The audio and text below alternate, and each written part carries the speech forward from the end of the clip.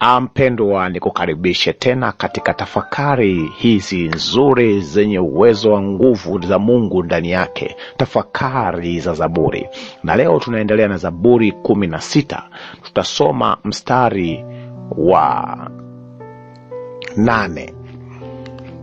Neno la Mungu linasema, nimemweka Bwana mbele yangu daima, kwa kuwa yuko kuumeni kwangu, sitaondoshwa. Hapo lazima ufikiri. Neno la Mungu linataka watu wanaofikiri. Hakuna mwenye uwezo wa kumchukua Mungu na kumweka mbele yake, au kumtoa Mungu mbinguni na kumleta na kumweka kushoto kwako, kulia kwako, ukamshika mkono. Hakuna. Lakini neno hili linakutaka ujue ya kwamba wewe kama mcha Mungu, au wewe ambaye umeamua kumcha Mungu, ninaongea na wacha Mungu hapa, na wale ambao si wacha Mungu, lakini maneno haya yana uwezo wa kubadilisha ukawa mcha Mungu. Uwezo, lazima utambue ya kwamba upo katika uwepo wa Mungu muda wote. Ni wale watu ambao wanajua ya kwamba wakati popote walipo, wapo katika uwepo wa Mungu. Wanakumbuka sauti ile ya mwalimu siku aliposema, tazama niko pamoja nanyi hata ukamilifu wa dahari. Wanakumbuka Emmanueli, Mungu pamoja na wanadamu. Hivyo popote walipo wanatambua ya kwamba wapo katika uwepo wa Mungu. Ukitambua Mungu yuko mkono wako wa kuume wakati wote,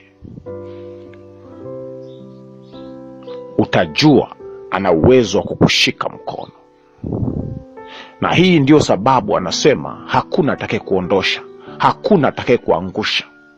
Haijalishi utakuwa wapi. Ngoja nikwambie mtoto wa Mungu, haijalishi utakuwa katika hali gani, utakuwa mahali gani, lakini hata ukiwa chini kabisa kwenye mioyo ya bahari, chini kabisa kwenye mawazo na milindimo ya maisha ambayo inavutia kukata tamaa, Zaburi 139 mstari wa 9 na wa 10 inakuambia, anasema kama kuanzia mstari wa 9, ningezitwaa mbawa za asubuhi na kukaa pande za mwisho za bahari, huko nako mkono wako utaniongoza. Haleluya.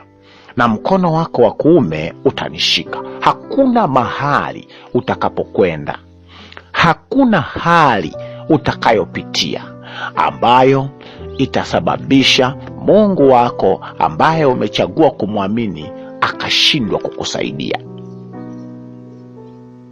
Bwana Yesu asifiwe sana. Bwana ni mwema sana.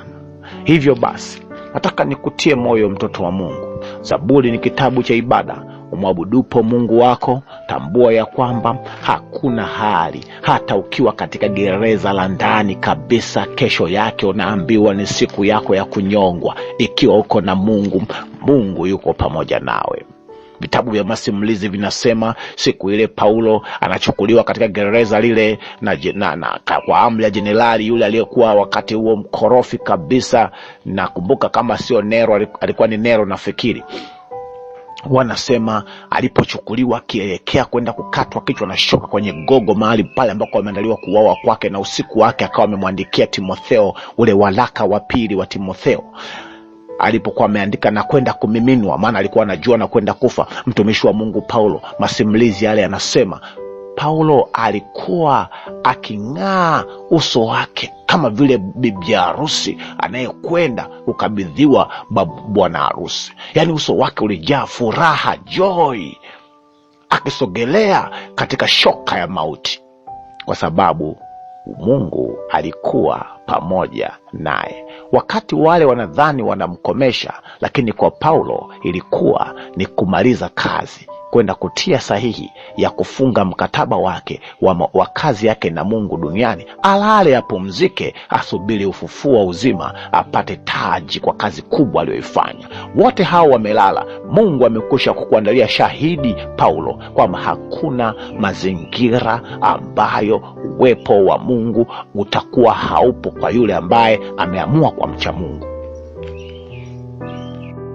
Tafakari yetu ya Zaburi 16, hebu tusome pale 3. Anasema watakatifu waliopo duniani ndio walio bora. Haleluya. Hao ndio niliopendezwa nao. Anasema 4, huzuni zao zitaongezeka wambadilio Mungu kwa wengine.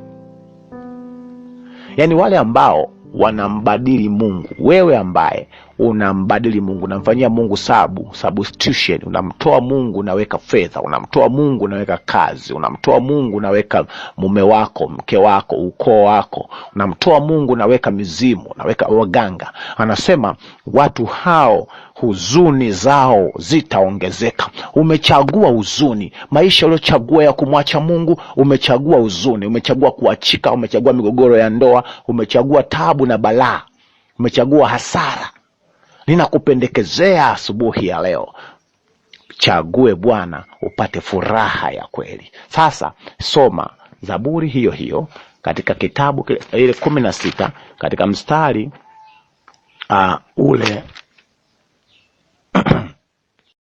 ule wa 9. Anasema kwa hiyo moyo wangu unafurahi, nao tukufu wangu unashangilia, na mwili wangu nao utakaa kwa kutumaini. Bwana asifiwe sana. Kwa hiyo nikwambie kitu. Ibilisi anataka uone Mungu ni mkali, katili, asiyependa kukaa karibu na watu, maana kuchoma ukimsogelea.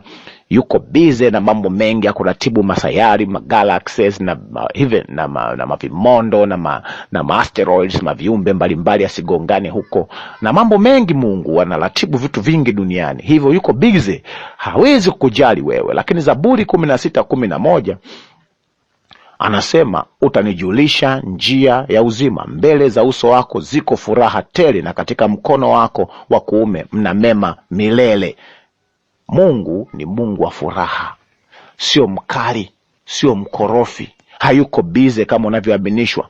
Upendo na furaha ndio vitu vya kwanza mtu anapomsogelea Mungu. Lazima uwe na upendo, uwe na furaha. Ndio maana alipoandika tunda la Roho katika kitabu cha Wagalatia 6, vilianza viwili, upendo na furaha. Na furaha, kuna tofauti kati ya furaha. Furaha inaitwa happiness na furaha inaitwa joy. Happiness ni furaha unayoipata kulingana na mazingira. Ukiwa kwenye sherehe una furaha, ukiwa kwenye msiba unalia. Lakini joy ni furaha inayozama mizizi mpaka ndani katika hali zote. Na Yesu aliposema imekwisha, kitabu kile kinaitwa Wakolosai, alizungumza sema alikuwa na furaha ndani yake. Kwa hata katika msalaba Mwokozi wetu alikuwa na furaha. Hii ndio nataka Mungu akupatie furaha katika hali zote, joy. Na anasema anataka nikwambie, kama ambavyo huwezi kumtenganisha Mungu na furaha, hakuna mtu, kitu, hali, mazingira yanayoweza kukutenganisha na furaha ya kiungu ukikubali kukaa katika uwepo wake. Wameibuka wafuasi wa Kristo wanaodhani kuwa mfuasi wa Mungu na kumtumikia Mungu basi kutakufanya uchoke, uwe mchafu, dhaifu, omba. Huu ni uongo, na hii ni kumtafsiri Mungu vibaya. Nguvu ya Mungu iko katika furaha yake Bwana. Nguvu ya utumishi ipo katika furaha yake Bwana, na furaha hii imefichamana katika utu wa ndani. Wako wengi leo wanaonekana kuwa na furaha nje, lakini ndani yao ni vilio vitupu na uchungu na majonzi na kukata tamaa. Mungu atakupa furaha katika hali zote kama matokeo ya kumcha Bwana.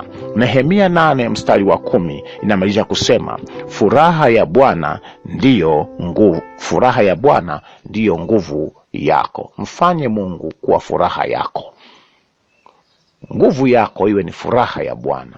Baba wa mbinguni akubariki sana, akupe haja za moyo wako, akutegemeze katika kila hali, asikuache, katika jina la Yesu Kristo, amen.